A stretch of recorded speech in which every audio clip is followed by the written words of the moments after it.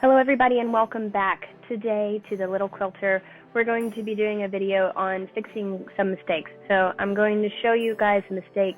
Here I was unrolling the quilt to move it up to the very top again. I have finished all of the Christmas trees, all of the green Christmas trees that is, and was rolling this up to get to the red Christmas tree and start work on those.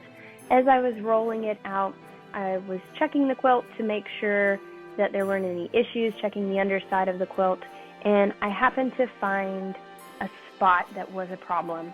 I am also, because this quilt was smaller than the batting fabric that I had, I was cutting the excess batting along the side. So I found this area, rolled it up to see if there was a quick fix here, to see if there was something that I could do without having to really go through and actually unpick everything. And what I found was that wasn't possible. So I was actually going to have to go through, unpick, reset those, tie those knots off. And so in this instance, which I'll get a little bit of a closer view here, I went ahead and rolled it down to the machine to where I could actually work on it and got it ready to go. So we'll get to that here in just 1 second.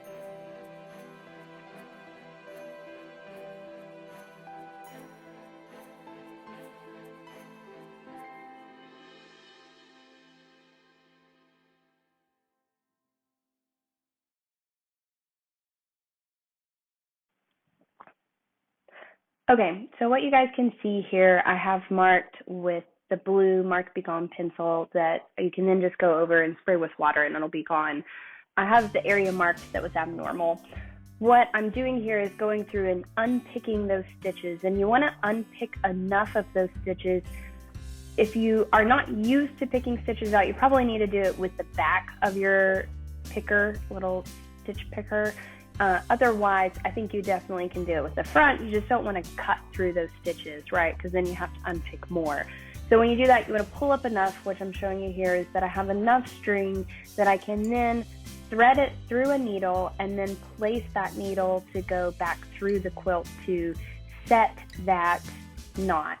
And so I cut off the ends of that thread just to make it easier to thread it where they'd gotten a little bit loose from me picking at them. And then I'm getting out the needle here. Again, on your needle here, I would recommend having a needle that has a large eye. So what that means is if you have a really small eye, it's going to be harder for you to thread those two threads than having a really large eye. So tie a knot in the area, and I do a double knot, so two passes, and then take it and make it as tight as you can without, again, you don't want to break it, the thread there. And then you want to take those two pieces of thread and line them up into your needle eye. And then I try and do it exactly where the hole is and where the knot is to make it easier to pull it under, right? But as close as you that knot, you want to go ahead and pass your needle through, so that you can then pull that thread through the quilt. And so that's what I'm doing right here, is as close as I can get to it, I'm passing it through. You want to stay within the quilt sandwich, right? So we don't want to go through to the bottom and pull it through, otherwise it's going to show. So you might want to feel underneath to make sure you haven't passed that needle all the way through, and then you're just going to pull your needle thread through just like that. And you're going to then take your little scissors and snip it. So in this instance, because I have two actual areas, or I had to cut my thread where I had been sewing, I have to go left and right of that cut and unpick those areas and do the exact same procedure over. So that's what I'm going to do here. So I'll let you guys watch that. And if you have questions about this, make sure and comment below.